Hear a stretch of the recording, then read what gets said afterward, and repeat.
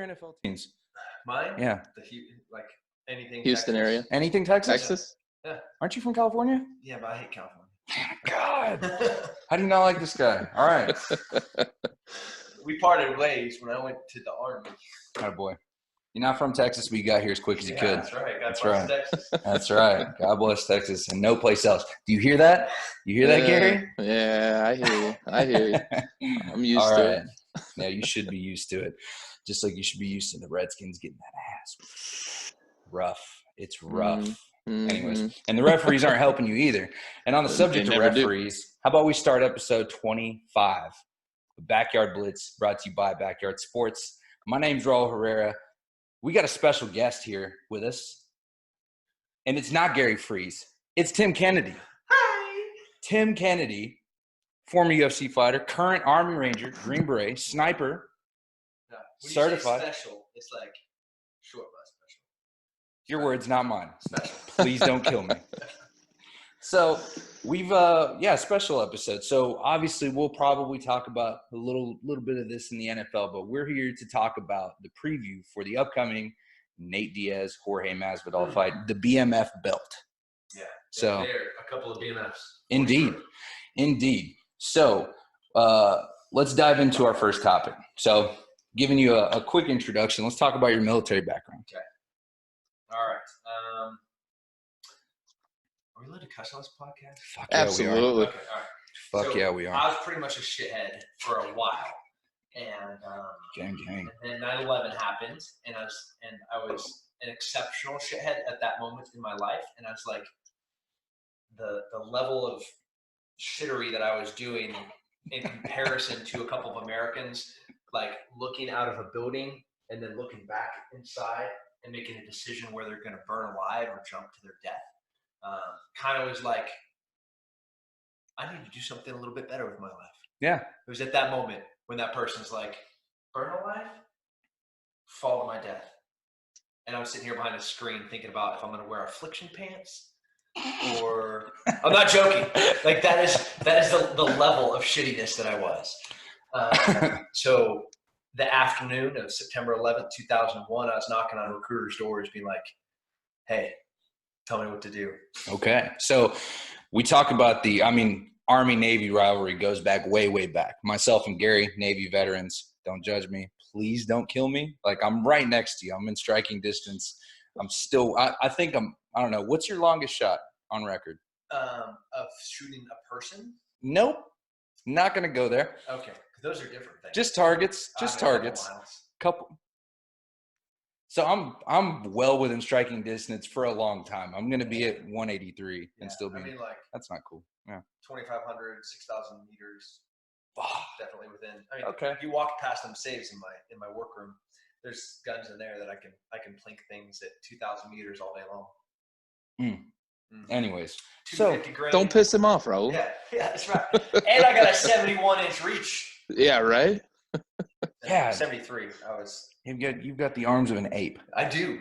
Well, see, my whole family, they're all monsters, and I am the runt of the litter. You're the runt.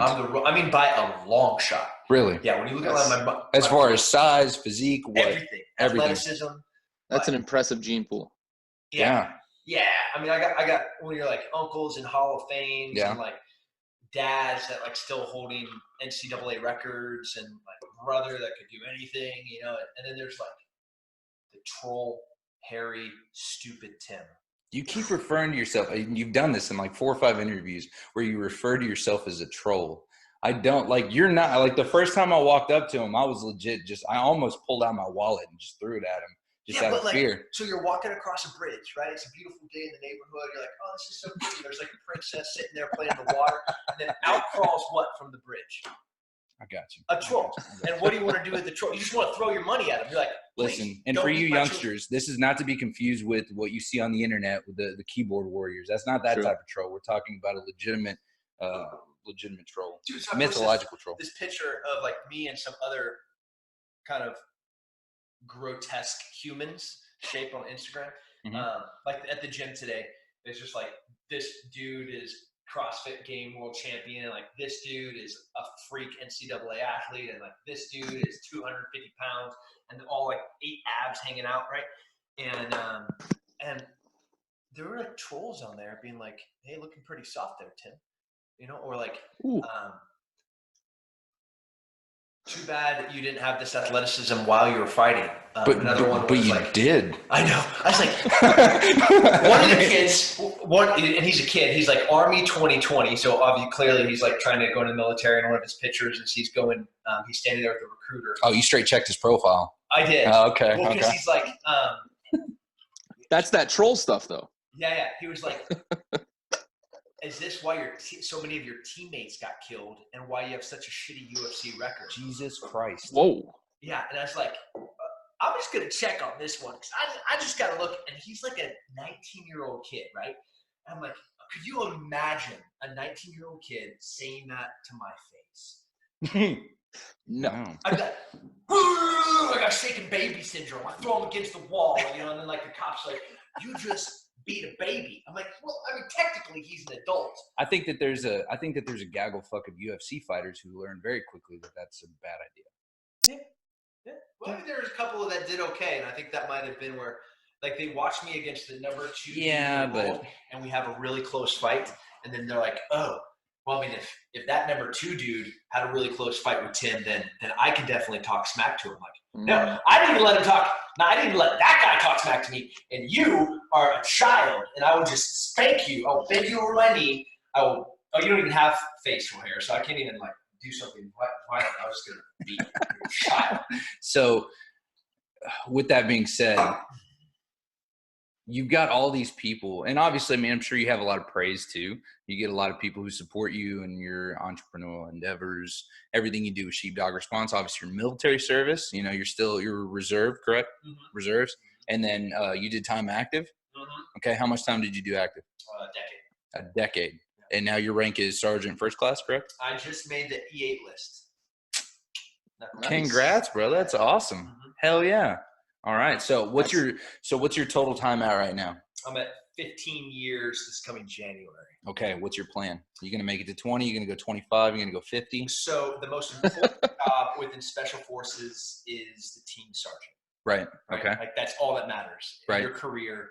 People, all right, so pricks, they care about like being a command sergeant major of this, or like hanging out the Pentagon. More the political side of it. Yeah. Right. Yeah. So like, those people to me are dead. Their soul melted with any drive to put bad guys in the dirt about the same time. So whereas a good green beanie, a good green beret, he's like, the only thing that matters to me is becoming a team sergeant and murdering people and having 12 other dudes listening to what I say to also murder bad people. I'm like, that's my homie right there, So that's what. How do you argue with that? Now, so that's what making E8 means, is I get to take a team, and that's what I'm doing. So the only thing that matters is taking a team and going to war. And and that's 2020 to 2020, and that's going to. And we'll get into what your military future looks like here in a little bit. So you're in the military, you're active duty for some time, and then all of a sudden, the UFC comes into play. So how does that happen? Yeah. So when I got to Special Forces, right, did a couple of tours. No big deal. Just the most elite force in the fucking world. And you got that big dick energy. Yeah, I came back from, and I was fighting before I went to the military. Mm-hmm. So I was like ranked top 10 in the world before I enlisted. And was this an MMA or just jiu-jitsu? MMA. Okay. And beating like some really big name guys up to 2001, and then 2001 9/11 happens. I kind of drop off for a couple of years, and then I start fighting again while I'm in the military, in between deployments and schools. So, for example, I went to Ranger School, and I was voluntold. Did they have voluntold in the Navy? Yeah. Oh, yeah. Okay. I learned. Yeah, I was voluntold. It's like, hey, you are going to volunteer to do this, and if you don't volunteer to do this, then I will make your life a living hell. Mm-hmm. We need a volunteer, and you're that guy. Yeah. I don't know how that's really volunteered. Like this is blackmail or this is, I don't know. I think that's illegal in the civilian world. Oh, no, no doubt. Absolutely. That's an HR disaster. Yeah, like if you're at Chick-fil-A and they're like, hey, you're going to go do this thing. You're going to go mop the floor, and then it's like, well, no. And then all of a sudden you make them do it. And that's an HR nightmare. Yeah. Anyways, so stress I get cards. back from Ranger School, and like 8 or 11 days later, I was fighting for the International Fight League, the IFL on Fox. I was fighting this dude, Dante Rivera, who is a pretty incredibly talented black belt. And he's a Henzo Gracie black belt. And like most people, when they come back from Ranger School, they don't do anything for like a year because their body's jacked up. Like their liver and their kidneys are like, this is stupid. I haven't had any real food. And then their muscles have been in atrophy for the past 3 months, and their brain is mush because they have these RIs that are like screaming like, you're so stupid. How can you not patrol? How do you not even know what Sendash is? You don't deserve to be in the military. And sounds like fun. Yeah, it's just fun. Sounds like just another day at the office. And I went and fought, and I knocked him out pretty bad. And it sounds like you took out maybe a little hidden aggression on him, maybe. Yeah. It's like you had a DI in your mind, and that was that person, and then you just gripped it and ripped it. The problem was that there were a bunch of sergeant majors watching us fight, and there was this shaved head dude that was a ranger from Fort Bragg, North Carolina, and there's no rangers at Fort Bragg. So they're like, who's this guy? Let's look him up. And the sergeant majors from Special Forces were like, oh no, this is one of our guys. Matter of fact, he's in a super special unit. And is he allowed to do this? And they didn't know. So they brought me into the office the following Monday, and they're like, hey, what were you doing Friday night? I'm like, I don't know. I was on leave, Sergeant Major.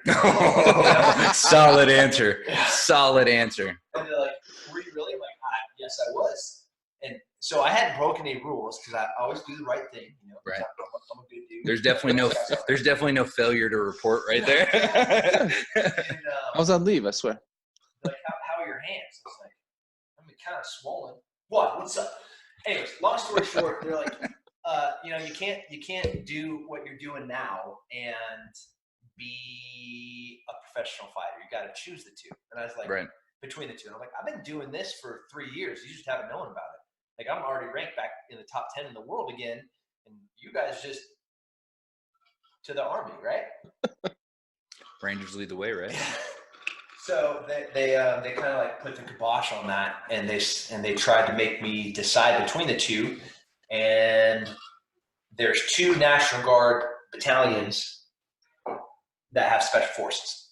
And my phone rang, and they said, hey, you can fight, and you can stay in special forces. And how's that sound? I said, that sounds pretty good. So I did that. That's how it kind of shook out. I mean, there you go. How do you say no to that? I mean, you're already qualified. Yeah, I mean, I wanted to stay in, though. If I had my cake and could eat it too, they would have just stayed out. Imagine that. The command would have just stayed in their lane. And things would have I'm sure that would have fared over very well. Yeah. And things would have turned out pretty well. I'm sure you would have walked up to your CO and they would have been, oh, why didn't you say so? Instead, they're like, let's try to dictate what happens, and then it blows up in their face. Like always. There you go. So UFC, you work your way up. You get into the UFC. So of all of your UFC fights, we'll stick with UFC, IFC. What was the other one? Did you do King of the Cage? What was the other league you did? WC, World Extreme Cage Fighting. I fought IFL. I fought Strike Force. Strike Force. That's the other one I was thinking. So Strike Force, UFC, and IFL. What was your favorite fight? Favorite. I'm assuming it's going to be a victory. But what was your maybe funnest or most memorable fight that was just like a pumped up moment for you? Michael Bisping. Oh, dude. Beating him up. We were not friends. Are you still friends? Are you still not friends? Oh, we were still not friends. I was just reliving that, and we're talking about Masvidal versus Nate Diaz, and both of those guys are like kings of talking smack, but also like Masvidal took out his aggression against Askren because Askren was getting real personal about stuff. So I was interested, like your take, how much does like that lead up to that fight where you guys are going back and forth and chattering a lot? How much does that get you amped up for a fight? I'm pretty like emotionally neutral about fighting, right? When like fist fighting, like fisticuff stuff. Like it's just two dudes kind of mostly naked trying to hurt each other. So mostly naked. Yeah, in the level of violence that I have in my life, while that looks really violent on TV, that is one of the lesser violent things that I do. Sure. So it's not like a thing to me. It's like you talk smack, and I'm like, you're bored. Matter of fact, there's a pretty good photo taken by Esther Lynn when Michael Bisping and we had weighed in, and he's like in my face, and he's just like going. You're just smiling. Did you hit him with that? I say, did you hit him with that 1,000-yard stare and just like zone out? What are you doing, man? Like you are a skinny British nerd. See, I've always felt like, and just from his demeanor inside the octagon, at the podium, he's got a podcast now. I've seen him on a couple other podcasts that I watch. He just seems like a gigantic prick. Yes. All right, there it is. All right, there you go. There you have it, folks. Confirmed. Yeah, and I get along with everybody, but I don't get along with him. No, he's one of the few. I mean, Yoel Romero, I don't think he and I will ever be friends. But like Michael Bisping, while we were in Canada, he had like a midget, a legit small person, following me around and trolling me. I kind of appreciate that level of pettiness, though. So like, I mean, you gotta love that. When I have a 19-year-old kid that's like trying to troll me on Instagram, I'm like, I'm gonna have Michael Bisping hire a midget, send a midget your way. Anything you can do with your little thumbs on your phone is pretty much irrelevant. And it, like, oh yeah, that is maximum level trolling. Yeah. So, hold on, we're all right, I'm on you, buddy. Are you ready? I'm on you, yeah. Right now, we're doing a podcast. Look at these handsome devils. Yeah. With Backyard Sports. Speak for yourself. Free. Come check it out. Where can they find it at? At Backyard Sports Media, Facebook and Instagram. Oh, right now. We're doing it right now. So, you open the box. I'm going to just peek inside unless you slam it shut. Yoel Romero. Mm-hmm. He's in there? He's in the box. He's in. Are you going to light the box on fire? The subject is in the box. No, I'm going to. Oh, yeah, I like that. I like that box. Okay, so let's open it. There's not a box. That so the only argument, the only box that I have, the only argument I've ever heard to the contrary was the gloves, right? You hear someone mention over and over and over again that you grabbed the gloves. That was the only argument that I've ever heard legitimate to that, was that you made a pull at his gloves. Yeah. And it was, I think, one time. Yeah. But they're quick to warn on that stuff, though. And you did. You were warned, weren't you? No. Okay. No. So if you start, there's a GIF of it where my hand is on his glove and I'm landing these uppercuts. Mm-hmm. If that GIF was 1.5 seconds longer, it would show that hand on his arm, and I land a punch, and he starts falling back, and my hand slides down his arm, and then I put him on Queer Street. So again, another example of something that's taken out of context. Yes. Video and stats, man. You can manipulate them to say whatever you want them to say. Yeah. I mean, so I put the boots to him and started him going into cheating unconsciousness without anything happening. And albeit the most accidental, so cheating is intentional, right? Where like I grab his glove and I slip my fingers into the back of his glove. Yep. And I punch him. Mm-hmm. Or I grab the cage to defend a takedown. Or I don't get off the stool when the minute starts. Or a spill bucket of ice, or apply too much Vaseline. Hey. So we're hitting everything. No, I'm just saying these are clear examples of cheating. Whereas like I knock a dude and he starts falling away and I knock him some more. And as I'm grabbing his arm, I'm still knocking him some more. And then like people don't like how I'm knocking him. Right. Lo siento mucho, amigos. First of all, excellent Spanish. Suddenly he's looking for more time between rounds. Yeah. So with that being said, though, let's also get to that point. How about, and this is, I had to really struggle to not put on my tinfoil hat when this happened. But so for those of you guys that didn't catch this fight for some reason, if you didn't, get on YouTube and watch it. So after the second round, correct? Mm-hmm. Between second and third, Yoel Romero has a UFC cut guy who is applying some Vaseline to his eye. A friend. No. It's according to Dana White, it's a UFC cut guy. And this is where I put my tinfoil hat on. According to Dana White, in the post-fight interview, he said it was a UFC-sanctioned cut guy. And then he goes in and he said that once he applied it, he forgot to take it off, and he refused to get back into the octagon to take it off. And nor would his team come in, and it caused an additional 27-second delay, which at that point, Tim has just beaten his ass for 2 rounds straight, and it's not even close. He destroyed him for 2 rounds straight. Pull my mouthpiece out of our celebratory bucket. That's how far done we were with the fight. Mouthpiece is out. I'm celebrating with the corner. I'm pointing to Dana White, being like, "Boy, you are gonna pay me for that fight." I need the title because Michael Bisping is the champion at this point. Yep. I've already beat the brakes off him. Yep, and you're gonna do it the again. Number 1 contender, just beat the brakes off him. So I'm like, you know what this means? Champion. That's what this means, because I could beat Michael Bisping. Well, he just had knee surgery, so I don't want to talk negative about him right now. No, I do. I wish you great health, and I hope that you guys figure out that the Second Amendment is super important over there. Plug. Here's your plug. Here's your plug for freedom right there. Just sending them down range. So yeah, that basically cost 27 They don't forget that stuff either, though. He just forgot to take the Vaseline off. I mean, I get a professional cut guy. So this is I get what Tim's saying. Oh, he's friendly, right? They don't just forget that stuff. No. So each of the cut guys end up representing their own camps.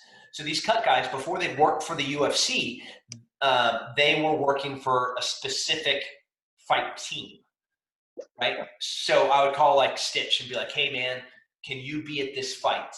Or we're going to have me, Cowboy, Michelle, and Holly and Diego are all going to be fighting on this night. Let's bring Stitch in to be our cut guy for that night. Well, then the UFC's like, all right, to clean things up, we're going to have these cut guys work for us, and we'll use them because some fighters don't have cut guys, right? They have a coach, or they have a striking coach, or they have a jiu-jitsu coach, but they didn't have a cut guy. And then they have some weird wazoo dude doing weird wazoo things in the middle of the fight. All right, I'm gonna take Vaseline, I'm gonna mix it with iodine, and then I'm gonna put super glue in it. That I'm gonna put into the cut. And then I'm gonna light some sage. Yeah. The undercard guys, they probably don't have a lot of camp, right, where they can get cut guys. So these people just kind of work the whole fight. Yeah. Anyways, so ultimately, cut guy cheated, corner cheated, Yoel cheated. They all collectively cheated, and I was stupid and didn't plan on that level of cheatiness. Is that a word, cheatiness? It is now. Cheatery? Cheatery? Fucking is Oh, now. I like cheatery. Cheatery. It's like a charcuterie. Some tomfuckery. So how much of a distraction was that when you started the final round, though? You obviously were aware of what the fuck was going on. How much does that change your mentality going into? I was I walk out, ask John, "Hey, what's happening?" And John's like, "Go back to your corner." I know the rules. You got 1:15 to get off the stool and come and meet me in the middle of the ring. I get up at 1:15. You're already 15 seconds past the end of your 1-minute break. At 1:15, that's the end of the fight. That's what the rules say. Right. So I'm done fighting. Yeah. And then when John tells me to go back, that solidifies. Cool. It's over. It's over, man. This is awesome. I just knocked out Yoel Cheatface Romero. How do you like that? Take some more steroids. I'll meet you in the middle next year. Oh, now that right there is a bold statement. Yeah. Take some more steroids. He took them all. He took them all? Yeah. But he just did a really clever thing. I don't remember how it was his supplements were tainted. So then he paid. Is this kind of a Canelo, the beef is tainted in Mexico kind of approach? Yeah, oh, yeah. Man. Well, you remember what Pacquiao used to do, right? He wouldn't get tested within like 15 days of a fight. You know, you get away with that kind of stuff. And see, but I don't know. I feel like USADA is a little bit more strict about shit like that nowadays.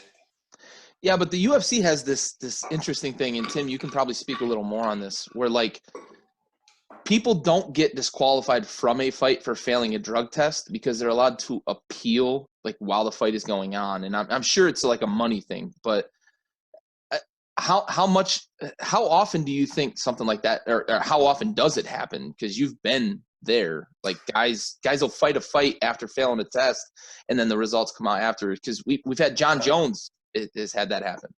Yeah, I think about 25% of the guys are using, and when they get caught, the athletic commission is the one that the athletic commission where the fight took place is the one that kind of determines the outcome of that fight. So if we are fighting and and he has done a bunch of steroids and he tests positive for those steroids, the athletic commission then determines what is going to happen. Is he disqualified? Is it a loss? Is it a no contest? And once that ruling is made, he can still appeal it because due process is important, and I like due process. And then the final decision about the outcome of that fight isn't done until the appeal process is confirmed. Yeah, that makes sense. I understand now why it happens, because it's for like the common fan. You know, we see it happen after, and we're like, how the hell did the UFC let that fight go on if somebody failed the test? But you know, that makes total sense. There's a whole process for it. Yeah, but me as an athlete, this is the crap part. So let's say I just did a 3-month fight camp. So I paid for my coach. I've paid for the gym access, all recovery, all this food. Maybe I've been living up in the mountains. I like moved my family to Albuquerque, right? So it's like a $40,000 expense for this fight camp. And then pre-fight drug tests happen and he fails them. Yeah. And then they come to me and they say, okay, you can fight him. He tested positive. You can fight him, and you know he's juiced. Yeah, and I got bills to pay. Yeah. I got coaches that have been putting hours and hours into me every single day, and they got bills to pay, right? They got mouths to feed. And then I have to sit there and be like, all right, do I take one for the team? Yeah, I don't know. It's crap. There's a lot of things wrong with the organization, and I feel like that's kind of across the board, everything from rules to officiating to a lot of that. I mean, in UFC, we're dealing with it. We've been talking about it a lot on our podcast in the NFL. A lot of the officiating you're seeing is trash, but a lot of the rules that we're seeing, I mean, John Jones has been able to get away with some things you've seen. And so you said 25%, right? And so I think now. When I was fighting, back then it was probably more. I would say 50 to 60%. Right, the absolutely. Majority of the fighters were juicy. But they weren't blood testing back then, right? No. Wasn't it just urine sample? Well, it depended on. And it wasn't every fight either, right? No, it just totally depended on where you're fighting. Like if you're fighting the Mohegan Sun, Connecticut, or you're fighting up in New Jersey, or you're fighting, like in Miami, like you're not getting drug tested. Cool. And like the dudes that were coming from Brazil. They've been juicing the whole entire time that they're down south. They arrive 3 days before the fight. There's no, there's no recourse to test them when they're down there. So yeah, it was just way easier then. So I think it was Brendan Schaub that brought that up in an interview where he was talking about someone had recently gotten caught, and that was one thing that he stated. He goes, UFC was considering storing these tests and also testing old samples. And that was one of the things he brought up. He goes, how far back do you want to go? Do you really want to tarnish the names of legends like I think he called out Forrest Griffin. He called out a bunch of other people that were in the UFC. And I mean, you guys are kind of speaking the same thing as far as like that statistic of who was juicing now was much higher 10 years ago, was much higher 20 years ago. Yeah. Well, it's an era thing. 20 years ago, it was like 95%. Oh, yeah. I mean, yeah. Like maybe Hoist was the only one that wasn't. It's an era thing, and we talk about it in other sports too, with like comparing people from different eras, Jordan versus Kobe versus LeBron, that sort of thing, just to give a parallel to another sport. It's an era thing. You know, in the 80s and 90s, the UFC really wasn't regulated at all. I mean, people were just bleeding out on the mat, and it was why the UFC wasn't mainstream. And you know, they've changed it to kind of tone back some of the violence, but you know, for what, probably 15 years, the drug testing just wasn't there. And as Tim said, you know, it's a different time now where USADA is involved because everything is sanctioned and you fight in different states. You just don't know whether or not that state's going to have that sort of testing. And, you know, guys are getting away with some stuff that they probably shouldn't be. But, you know, when you fight somebody who's been busted for being positive, it's interesting to hear your perspective on that, because I don't think that the casual fan takes into consideration everything that goes into the lead up to a fight, right? All the camp work, all the coaching, all the money that goes into it. And you talked about like calling cut guys to come work a fight, that sort of thing. Like those are the things that we don't think about as casual fans. Yeah, like booking flights for your whole entire all team, of that, absolutely. Training partner, walking to Whole Foods the moment you land to try to get food for your weight cut. You know, trying to find a gym, like am I calling a YMCA or a Gold's to see if they'll let me get in to use a sauna? Am I bringing a sweatsuit? Did I bring a scale? Oh crap, I forgot the scale. We got to run to Walmart to buy one. Like, and then you get a call that says, hey, he popped positive for whatever PED. Yeah. Do you still want to fight him? Well, I mean, my purse is X number of dollars and I've got X number of dollars to pay my camp. Yeah, I guess I'm going to still fight, right? Like those are the things that the casual fan just doesn't know to take into consideration. Take it into consideration, bitches. There you go. Consider yourself warned. Take it into consideration. So now we have talked about all of the inner workings, or at least a fraction of the inner workings of the UFC. We've talked about your military service. You're also, outside of all of those perspectives, you were also an entrepreneur. Oh my God. Yeah. Busy. And you wear a lot of hats, and just in the entrepreneur world. How do you juggle? How do you keep all those balls in the air? Well, let me tell you what I can do with some balls. I have, well, from jiu-jitsu, I can do things with my feet and my hands simultaneously. And like my shoulders and my mouth also come into play just in jiu-jitsu. So when you start like bringing ball juggling in, what I don't do is sleep and I believe that. Have anything else. So fortunately, I've gotten some late ass emails from you. Yeah. Like, you just email me at 2 a.m. Yeah. You know, and then like next time it's like 4 a.m. Hey, like, to be fair though, I responded like within 10 minutes. Yeah. The most of the companies that I own and most of the partners that I consult for, they're all in things that I do anyways, right? It's like shooting, skydiving, fighting, grappling, you know, hunting bad people down, looking for perverted human traffickers and like ruining their lives. So like it's really, it looks like I'm doing a lot, but it's a lot in a small bubble. And I have lots of hands in that same bubble. So it's like, wait, Tim owns 5 companies. You know, he consults for 12 companies. You know, like how is there time in the day for it? Really, like, so I'm going to go on a hunt. This is an example. I am going to be shooting a loophole scope. I've been shooting a loophole since I was a kid. It's my favorite scope in the world. I'll be shooting an FN rifle. I'll be shooting a specific ammo. I'm going to clean the animal with a Gerber knife. All of that is going to feed into the social media machine of followers, and all of that footage is going to be going to all of my partners, Gerber, Loophole, FN, like people that I've been working with since I was like 5 years old. And it's like, did I just film 5 different commercials? No, I just went on a hunt. That's all I did. And all of that stuff feeds into this other stuff. And while I'm going on my hunt, it's prepping my trade craft for the thing that I do for a living, which is being a sniper. And then that trade craft helps me run, you know, these other things that I'm doing, like defensive tactics and security consulting.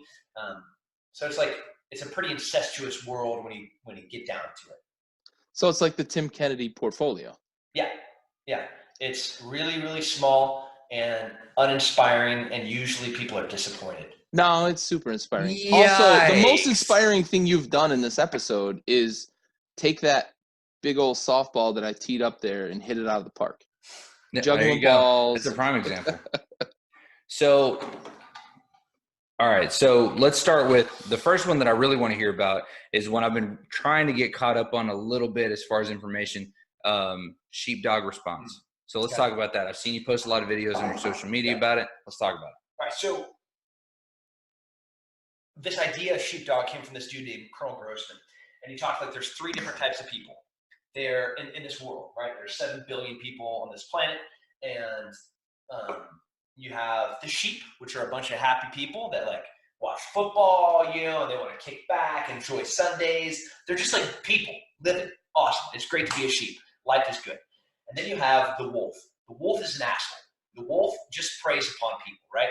So when you're running to 7-Eleven or Walmart to grab that 12-pack to run back home because your buddies are coming over to watch a game, he's like waiting for you to get out and run inside, and then he's going to try to break into your car. And he's sitting there, he's like, oh, hey, that's a nice truck. That's going to be my target because there's probably a gun in there.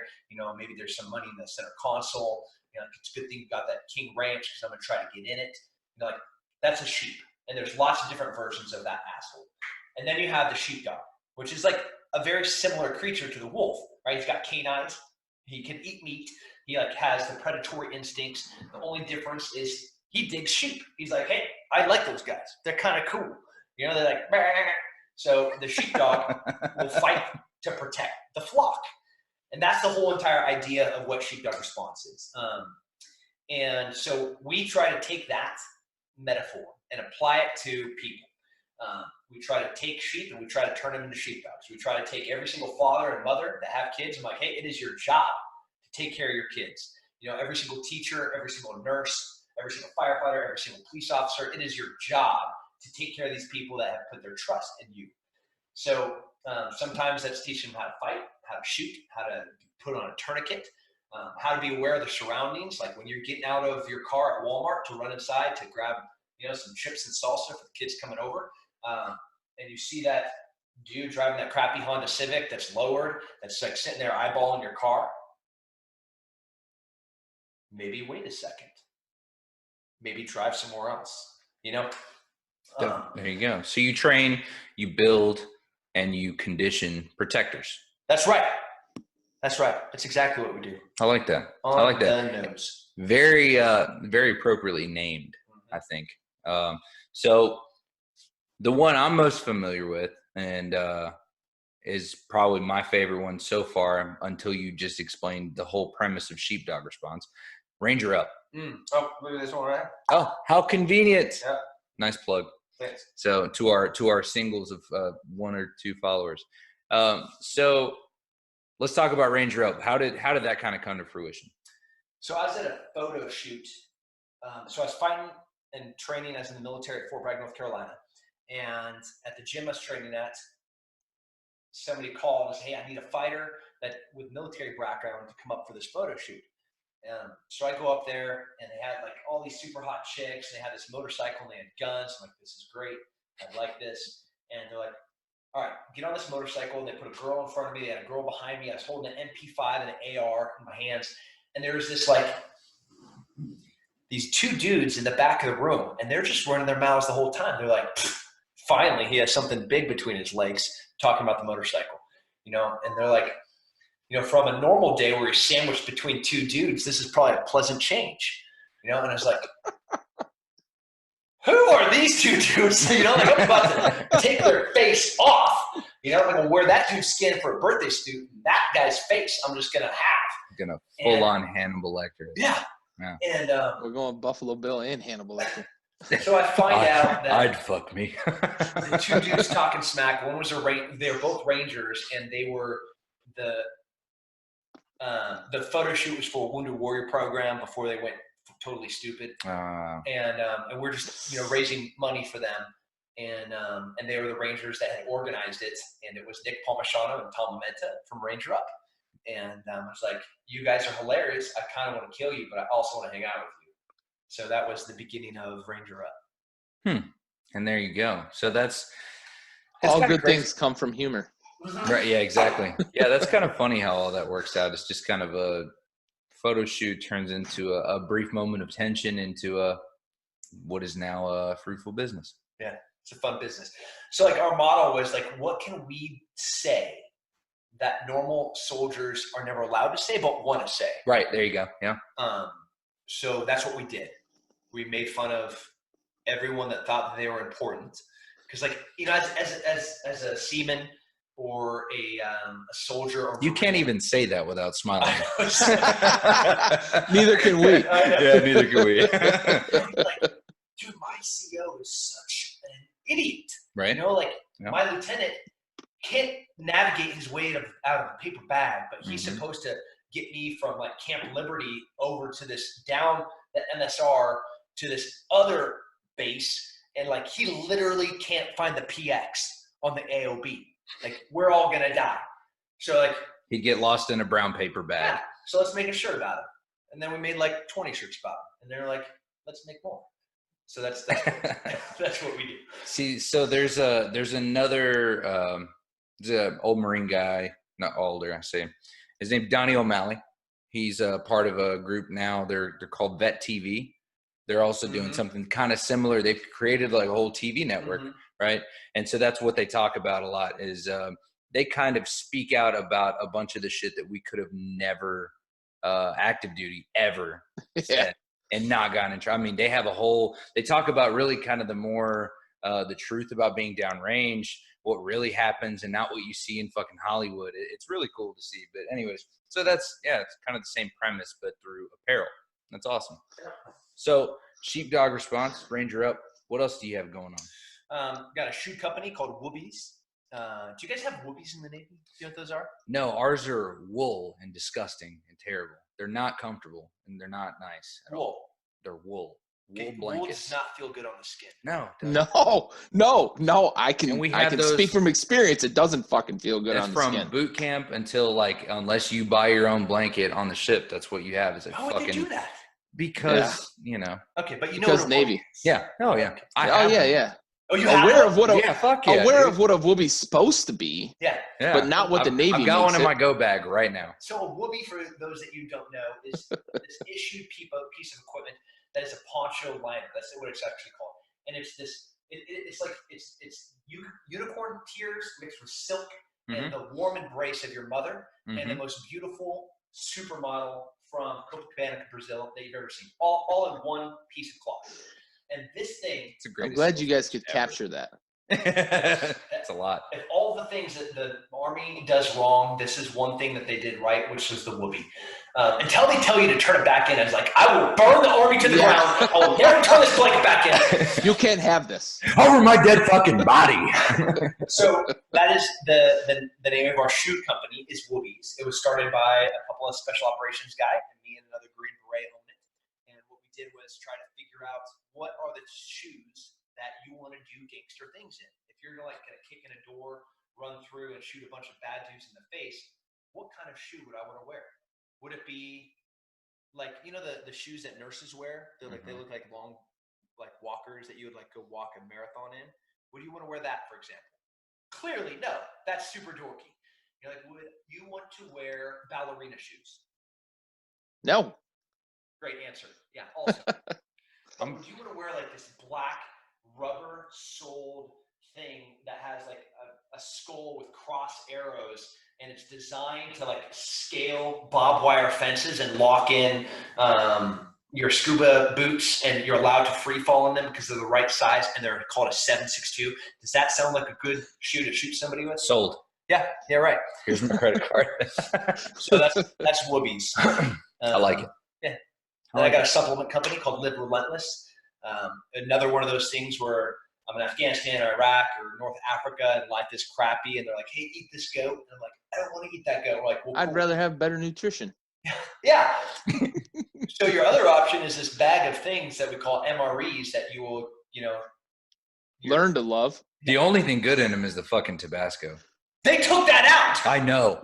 I'm upset. I'm legit upset about it. So you have to preface like that was the only good thing. There you go. It was. It was. But That now and there making tear gas out of the fucking MREs with the Tabasco was great.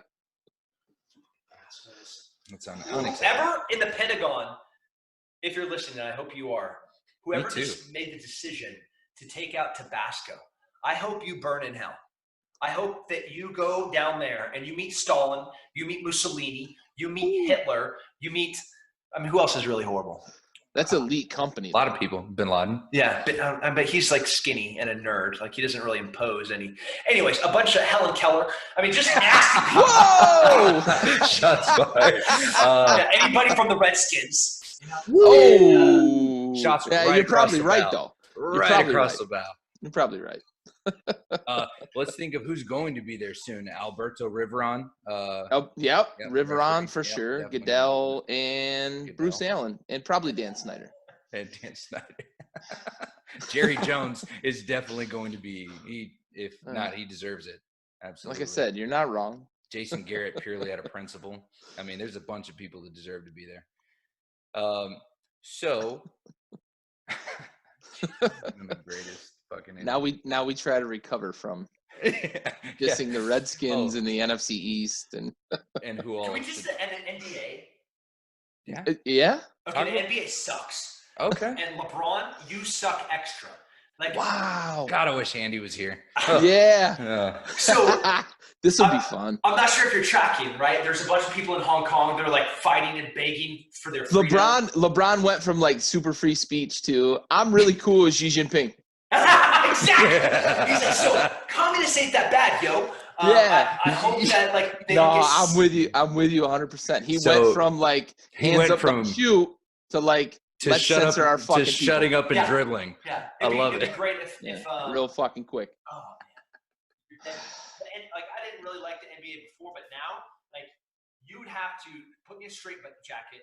You would have to wheel you into the arena. There's not a way. No, because you're not going to get me a straight jacket. You couldn't wheel me in. I would bite. I would spit. I'll eat my tongue and choke on it. Hey, we're going to put you next to Beyonce, right in the middle, And I was like, no, I'll kill her. I will bite her face off. Like, well, Kanye is going to be right there too, And I was like, I will kill him too. And if LeBron, if he comes and sits in front of him, I will bite his neck, even in a straight jacket. That's how much I won't be here. Just make sure you do it on Taco Tuesday so we don't have to see another one of those videos. Oh, yeah, LeBron's trying to trademark that shit. Seriously?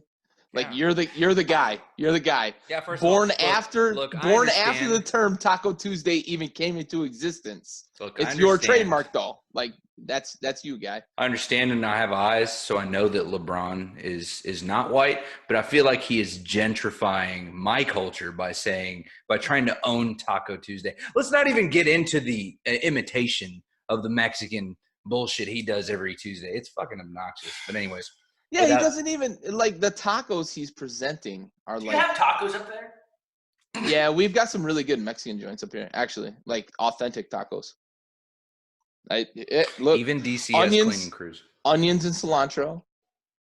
Okay, those are important. Yeah, on top of chorizo. Chorizo tacos are real good.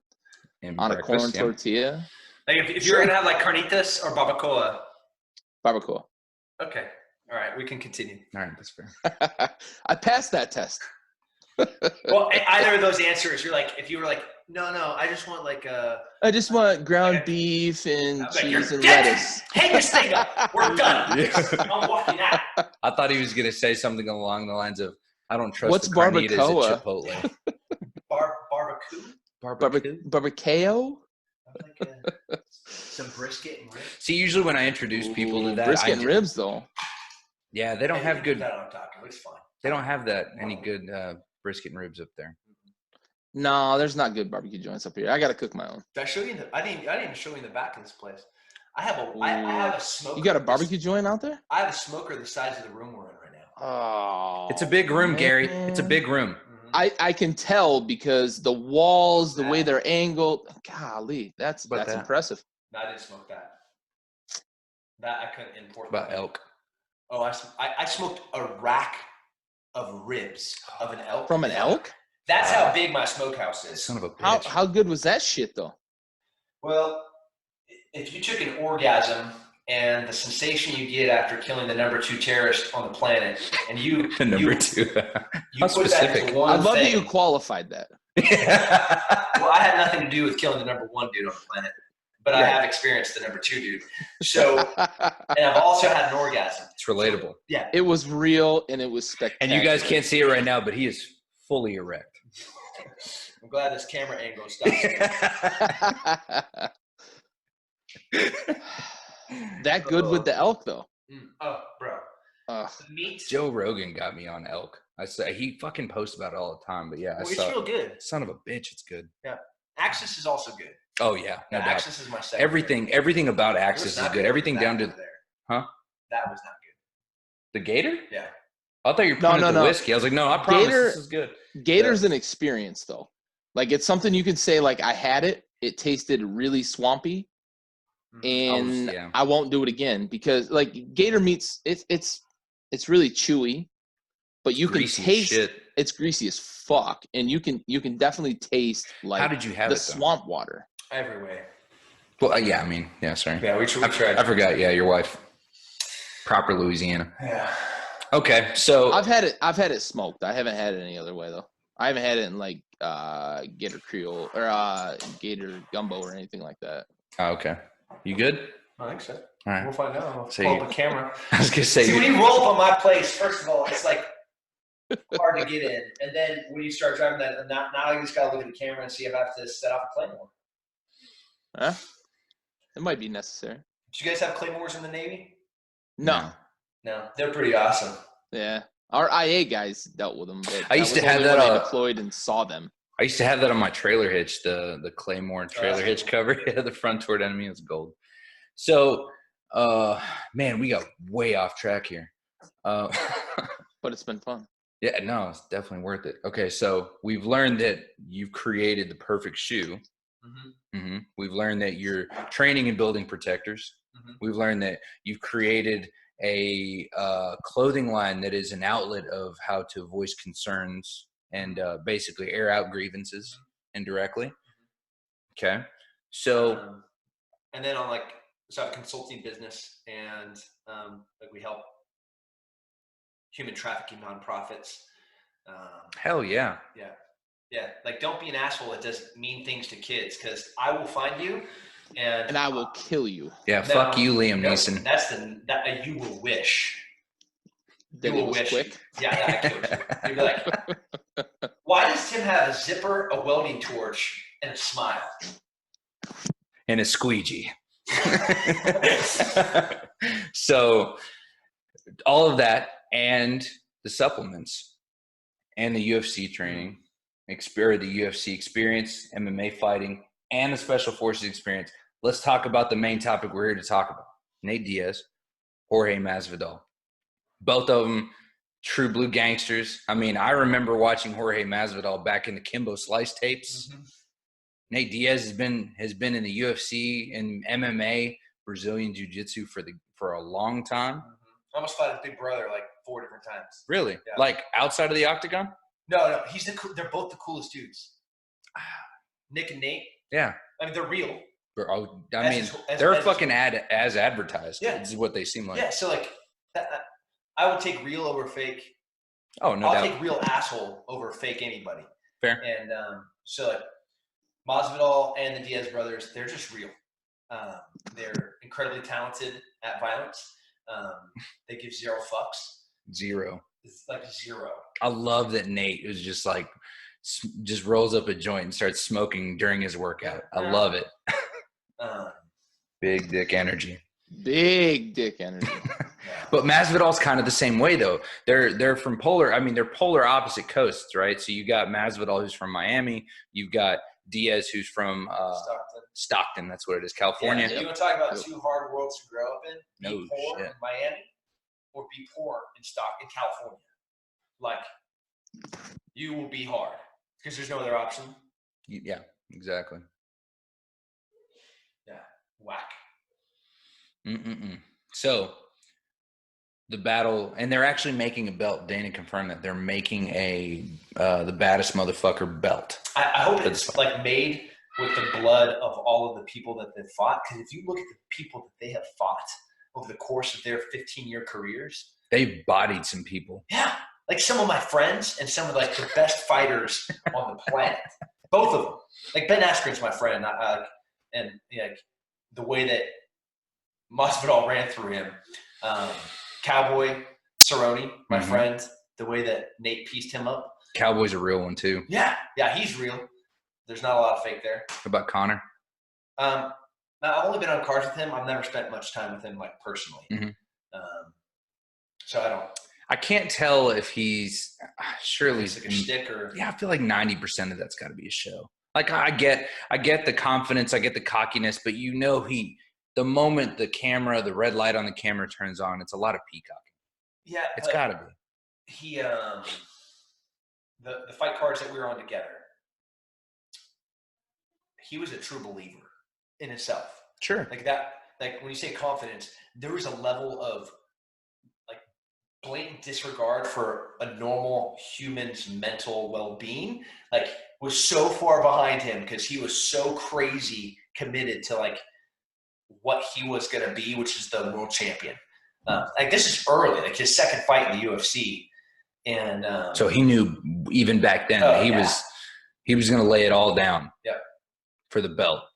And then, and it's not like everyone is real quick, and it's usually the trolls like we were talking about earlier. The trolls are real quick to just shut Conor down like he's a fucking scrub. He loses to Khabib. He loses to Khabib. Fucking Khabib. So the greatest fighter on the planet right now. Yeah, I was going to say. Do people consider him a sellout, though? Is that, like, the biggest problem with Conor? Because he went and fought Floyd? Oh. I don't know. Is that the biggest issue right now? I don't know. I think it has a problem with Conor. Like, first, should try to say it to his face. Like try to fight the dude in the fucking bar and he'll wreck you. No, just talk smack about his whiskey. Yeah. Drop by 12. Yeah, like, he just doesn't care. Yeah, I don't care, man. And I think Conor is one of the best fighters ever, and he did things for the sport that are amazing. I don't think he ever cheated either in his style of fighting or how he fought, or what he did outside of the cage. So I have a big nod for, and he was a champion in a way that multiple weight classes too. Yeah. Yeah, exactly. Crazy. So how much did his style how much did his style outside of the ring though? Like you mentioned, he kind of like changed the way the sport's viewed or that sort of thing. Like how much does his popularity outside the ring change things for everybody else in like the UFC, but the fight game as a whole, not just the UFC? Because they're kind of the mainstream, but there's a lot of fight leagues right now that are getting a bit of publicity, that are getting on network TV. How much of that has to do with guys like Conor McGregor? Yeah, he and Ronda made the UFC what it is. Like I love me some Chuck Liddell and Forrest Griffin and Stephen Bonner, and Randy Couture. But those guys were only personalities in the ring, right? Like they were just fighters. How much of that is attributed to the birth with the explosion of social media, though? Oh, for sure. That's a good point. Took Brock, it took Ronda, and it took Conor to when I'm complaining about being able to put food on the table. Like that's the MMA that I grew up with. There's still a bunch of fighters that are struggling, and I hope that the UFC figures out how to fairly compensate their athletes. Shame on you, Dana, for not doing that yet. Oh, no doubt. Because he's not struggling for money. Absolutely not. No. But he made the wise play of getting ownership early. Yeah. Right. But it was the success of where they are now can only be attributed to those athletes. The ones that took the meteoric rise and made it what it is. Yeah, for sure. Yeah. Boxers, kind of the similar thing, but a lot of the bigger name boxers, they make monstrous paydays compared to UFC fighters. And so there's more boxers, right? Right. Can you name me 10 boxers? Yeah. You can? I follow boxing. I can't. Yeah.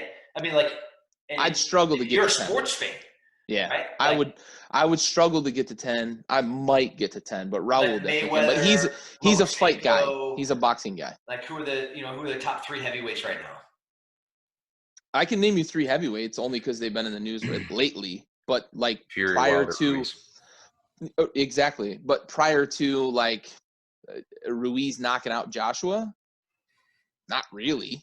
You know what I mean? Like prior to that crazy knockout, So that's my point. Classes, there's tens of thousands of professional boxers. So the ones that make the money, it is this tiny little group of guys. Oh, absolutely. And even the All Elite Act didn't do a lot to change that. Like it affected only a little group of them. Right. And we don't have that in UFC, where we don't have any fair compensation. We don't have a split revenue from tickets or gross revenue. We don't have we have nothing. We have cutthroat. What you're going to pay us to fight. How does that work? Is it a negotiation between the fighters and UFC? Oh, okay, all right. And then they find something, and you catch that work. That is not lubricated. Nope. Nope. Not lubricated. So essentially, you're at the mercy of the UFC. What cards does any athlete have? What recourse does a fighter have sitting down with Dana White and being like, I want to fight for you, or I want to be the world champion? You don't have another platform that's as big as the UFC. There's nothing. No. Yeah. You have no cards.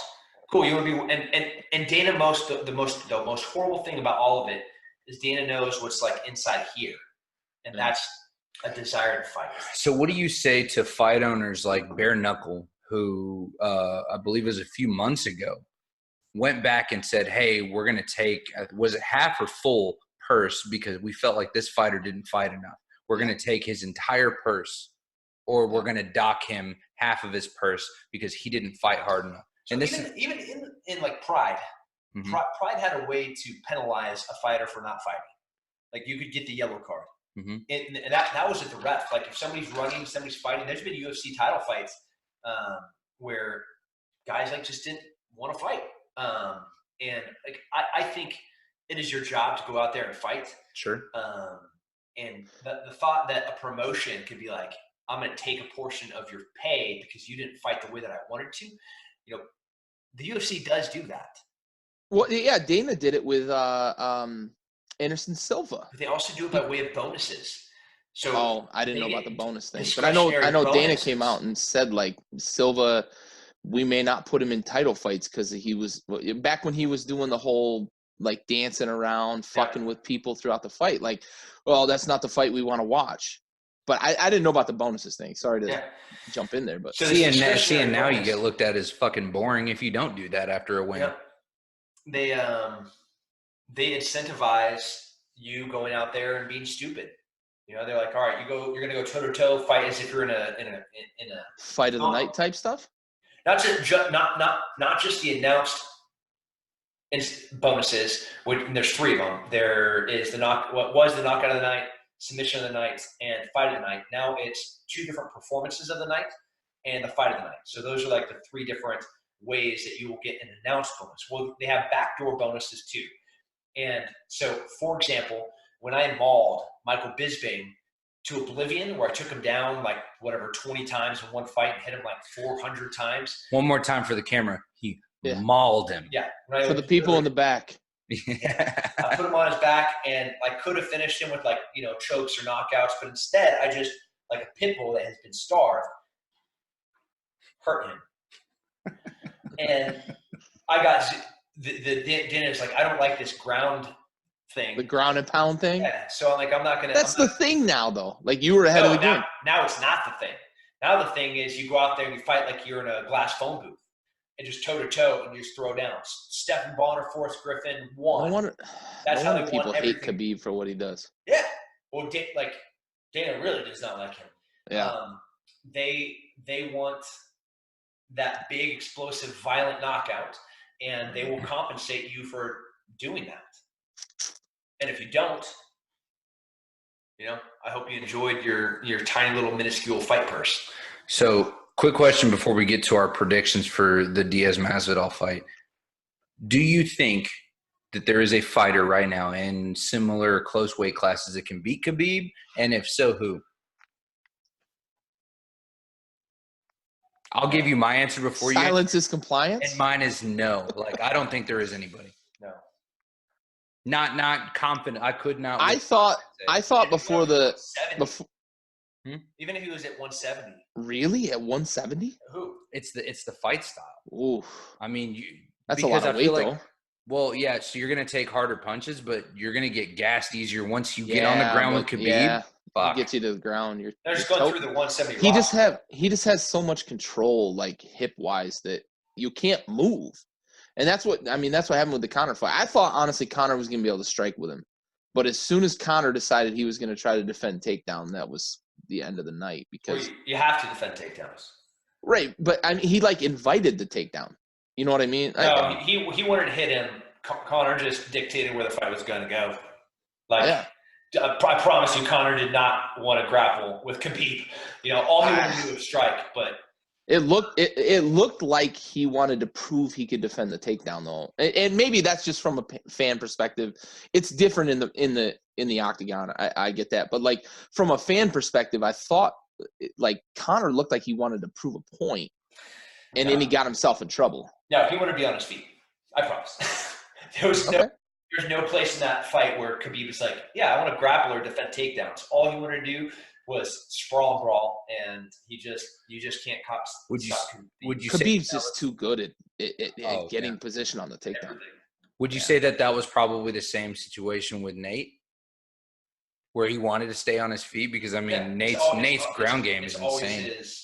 His ground game. Well, Nate finished him when I went to the ground. Right. Exactly.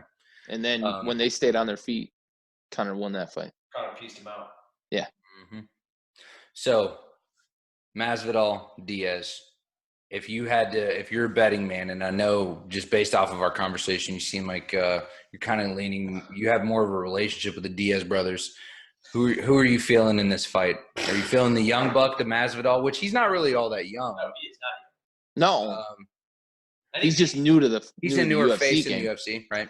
And then Masvidal, no. These are two dudes that have been fighting forever. Right. Again, going all the way back to the Kimbo Slice tapes. Masvidal's popularity is just recent, though. Yeah. Right. Yeah. Yeah. So, who do you think?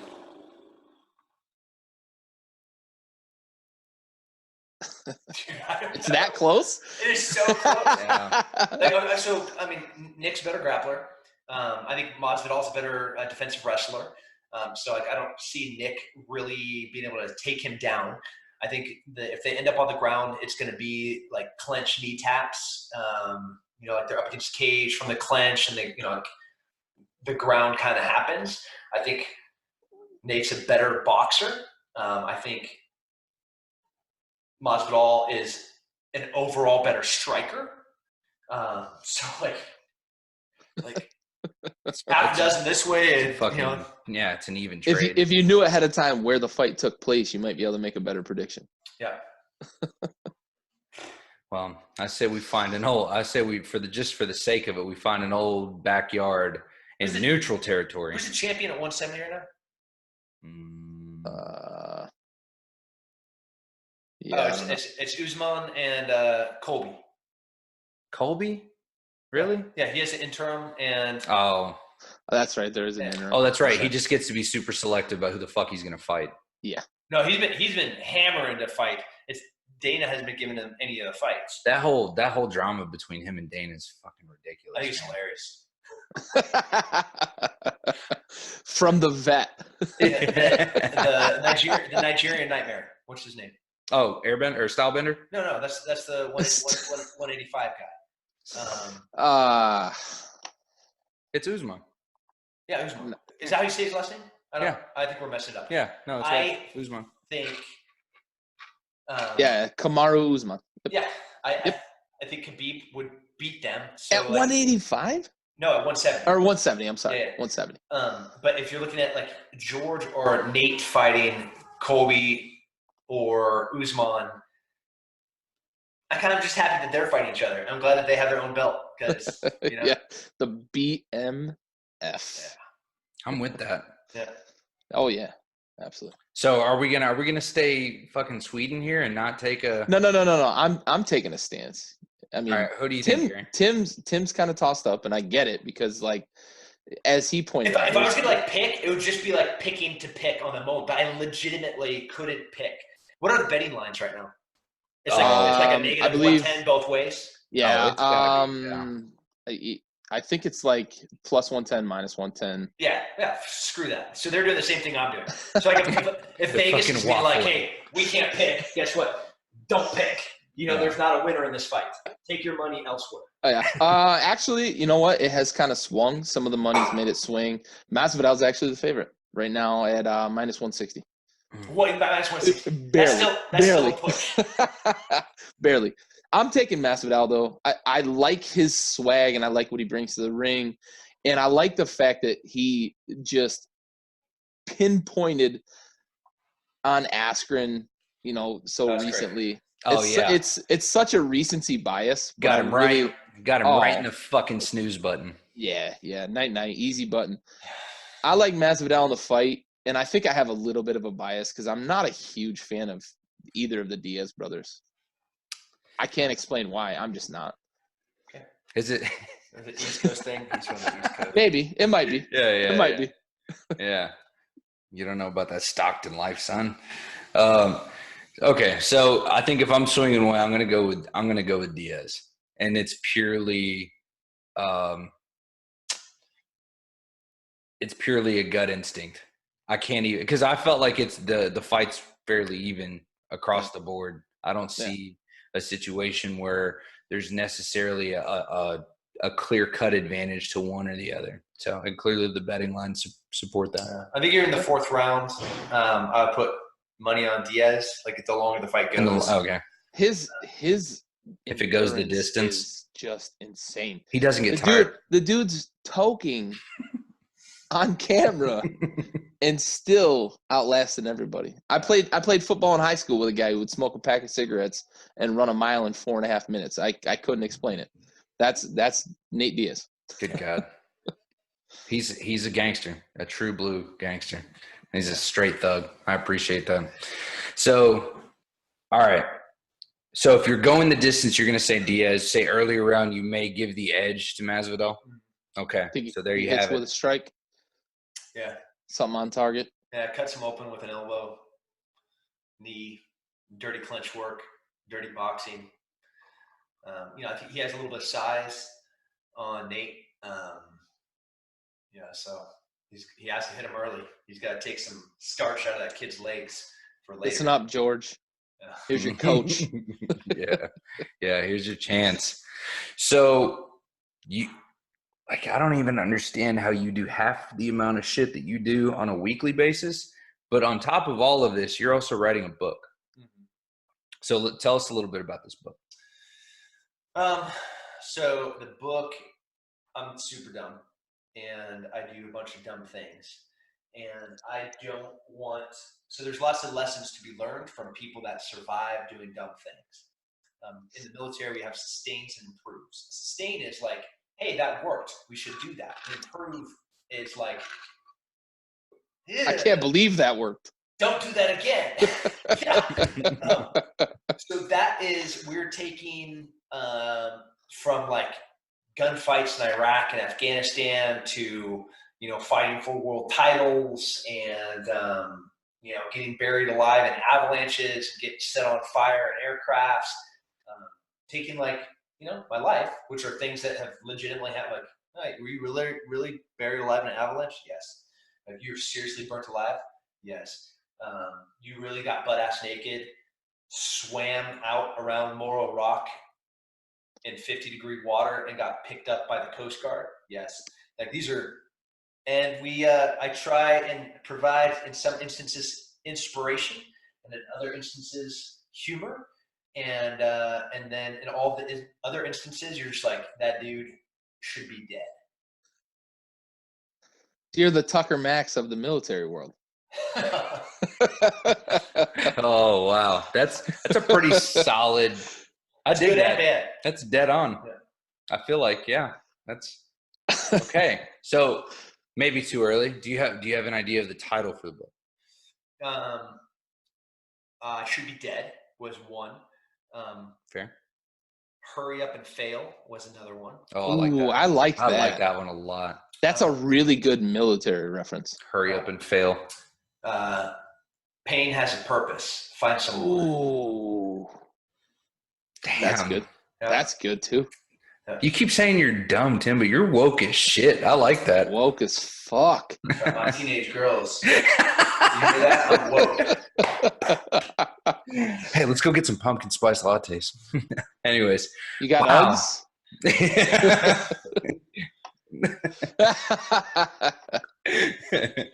So, okay. Damn. I don't know. I can't tell. Man. I like the last two for sure. Pain Has a Purpose. Pain Has a Purpose. Hurry That's Up. fucking money. All pain. That's money. All pain. Honestly. Yeah. That's fucking money. So, what is do you have like an anticipated timetable where you're just gonna kind of go with the flow on it? And On the book, it's coming out in 2020. so it's done. Yeah, mostly done. Mostly done, just kind of editing, but you're not Just trying to actively figure writing out a anymore. title. Yeah. Well, so there's process for one writing a book. It's not just like I can write well, and the format that you submit to publishers is different than just writing. And Sure. the process that they go, okay, this is a book that we want to publish. The process of that is pretty emasculating and humiliating. Oh, sure. They're like, oh, this isn't interesting. And you're like, that's Yeah, it fucking is. that's one of the most important moments of my life. Right. And they're like, hey, you used like 18 words to describe in this paragraph what was happening. I was like, yeah, well, that's what I was experiencing. They're like, nobody cares. So just get rid of all of that. You're like, you're sitting at like 510 pages. We want this to be a good 205. So we're just going to go ahead and randomly tear out sections of this book that we don't find to be interesting. Like, all right, this is super fun. I'm glad we did this. Oh, cool. You're just going to completely demolish my whole life's experiences. Wow. All of which hold a very close place in my heart. Wow. So, and this is all part of the You just don't get it, guy. Is this You once don't you get locked in with a publisher, or is this like once you're still actively pitching? It is the process with the publisher that you're publishing with. Oh, so this is after you've already done the sales pitch. Yeah.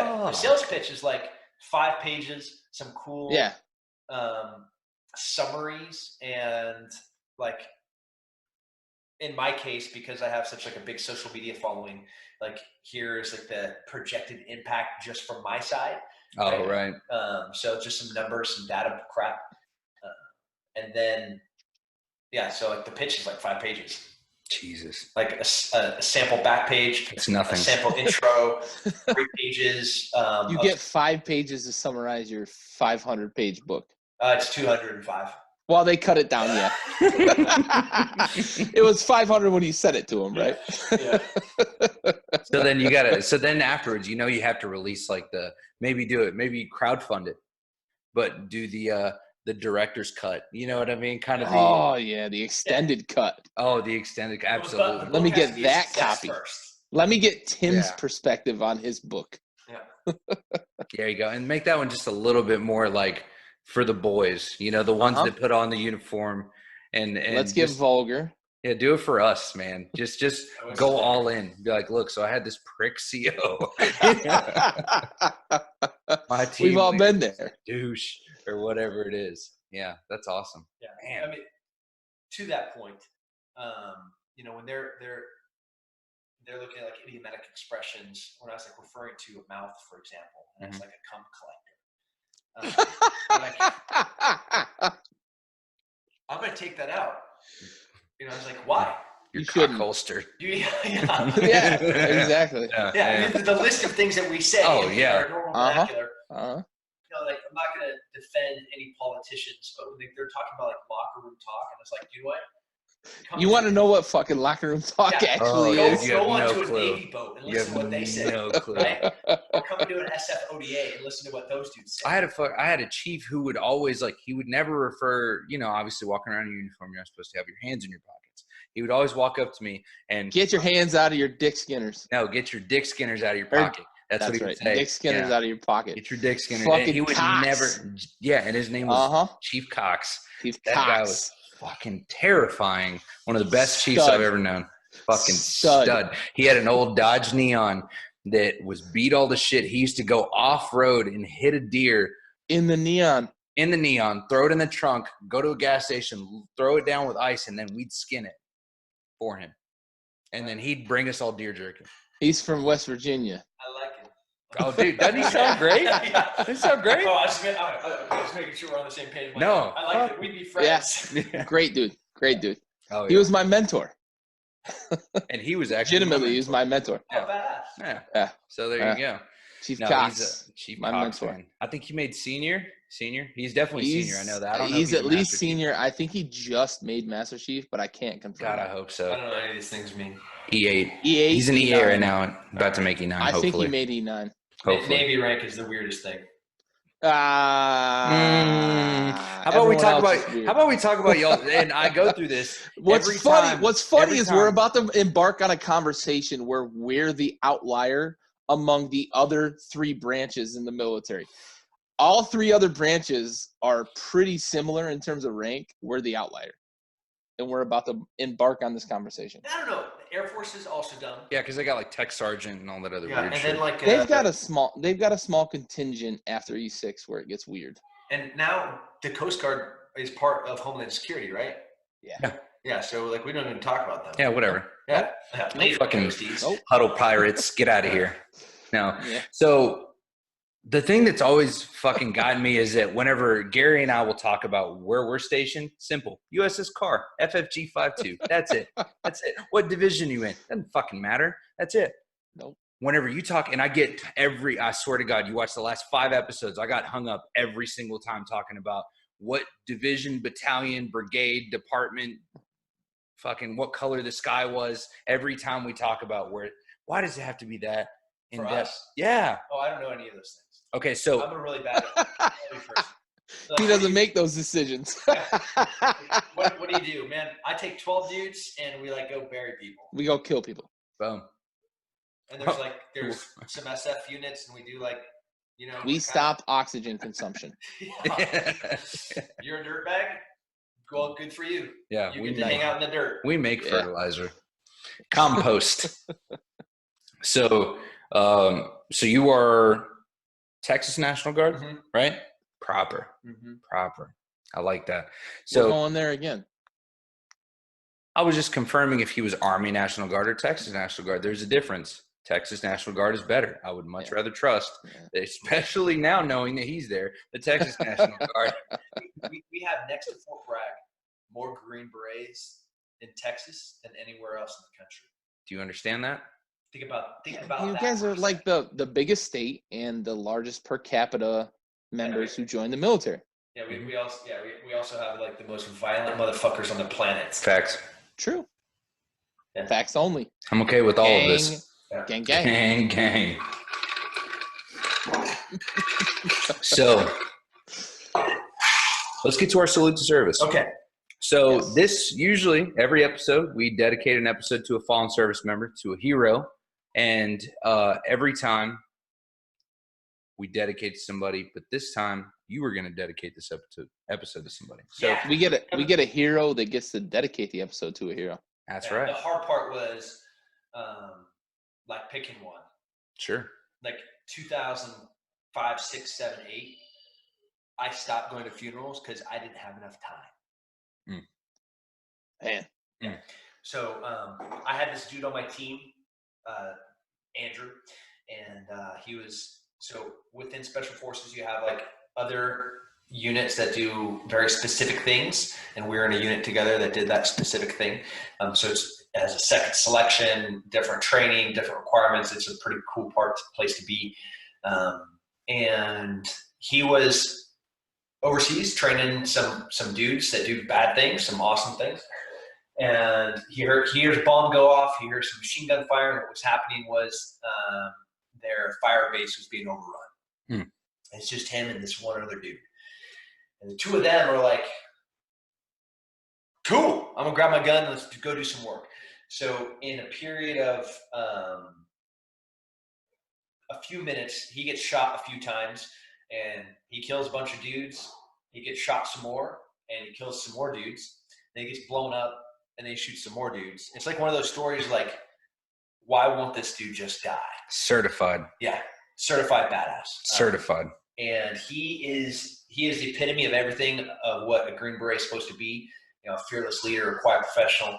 And Andrew McKenna was my friend and one of my heroes. So this episode goes to you, Andrew McKenna. We have the watch.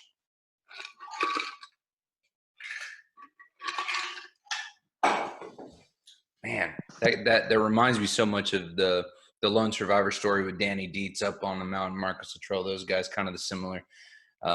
Danny Dietz obviously takes multiple gunshot wounds, still fights back. He's getting drugged by a team member away to try to get some cover. Yeah, that's wow. That's it's a side of the world. It's a side of humanity that not a lot of people have the misfortune of getting involved in. But at the same time, having the privilege to serve among people like that is, in my opinion, it's a blessing. So that's a crazy story. And what if, I mean, fucking hero just doesn't do it justice. People like that. It's awesome. So you were coming up, we talked about you possibly going on another deployment. Is that confirmed? Yeah, that's happening. Okay, so you're going downrange. Mm-hmm. You're going with a team. Mm-hmm. Okay, and team sergeant. Yeah. Running the team. Yeah, you are. Hell yeah! So team sergeant, you're gonna get out there and you're gonna run shit. So when can we anticipate this loss? Because I'm assuming you're not gonna be on. You're not gonna be on the ground. Yeah, let's practice a little bit, right? So we can say next year comfortably. Yeah, I mean in the next calendar year. Ish. There we go. Ish. OPSEC. Anyways. He's deploying sometime between now and next the year. end of, yeah. There you go. So going with a team, you're going to go run some shit. You're going to go protect the world from the bad people in the world. Yeah. Nothing wrong with that. And will be your first deployment as a team sergeant? It will be, yeah. Fuck yeah. That's awesome, man. That's got to be a big Doing moment. the Lord's work. Doing the Lord's work. That's right. Going to go baptize some motherfuckers in freedom is what you're going to be doing, hopefully. If not, that's what you need to be doing. But that's awesome, man. That's and congratulations. I mean, it's pretty exciting. Yeah, first deployment, and this will be number what for you? I have no idea. Baker's dozen or more? Oh, no more. Okay, so most definitely upper double digits. We're there for 20s. Yeah. Good God. I did 2 solid ones and I was done. We do shorter ones though. Oh yeah, it's true. Yeah. You know, yours are more mission oriented, right? Yeah. It's like, hey, go do this thing and you come back when you're done.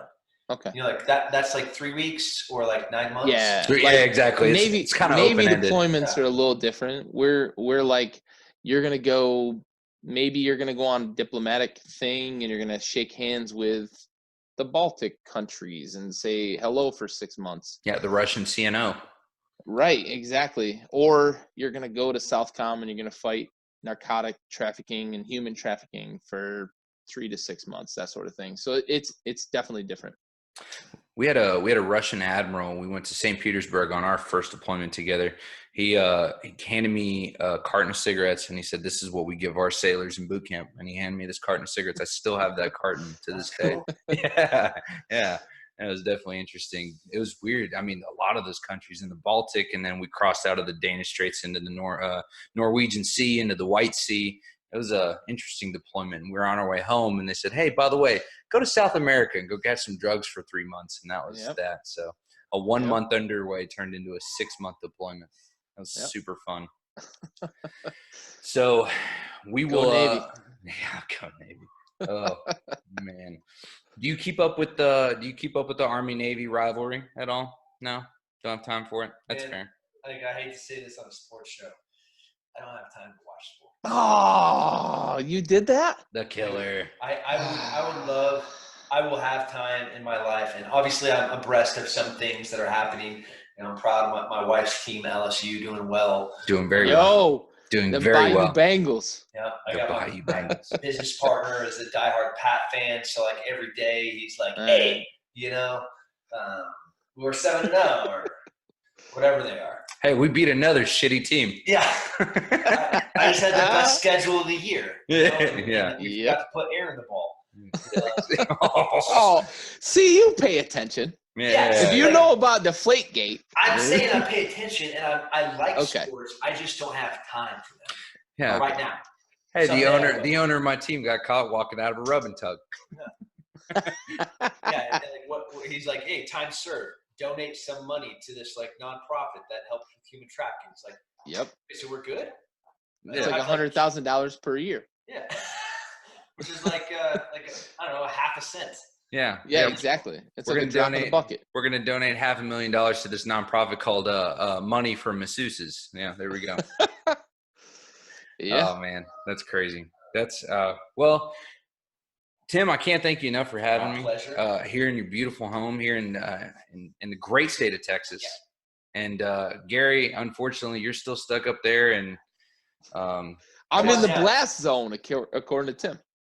You're close. I'm gonna get vaporized. Tim, I appreciate you taking the time to bless us with your presence. It's been a great time. It was fun. Taking care of the little guy. We really appreciate it. Yeah, absolutely. Well, God bless America. You guys stay safe. That's right. Raul Herrera, Gary Freeze, Backyard Sports. We're out.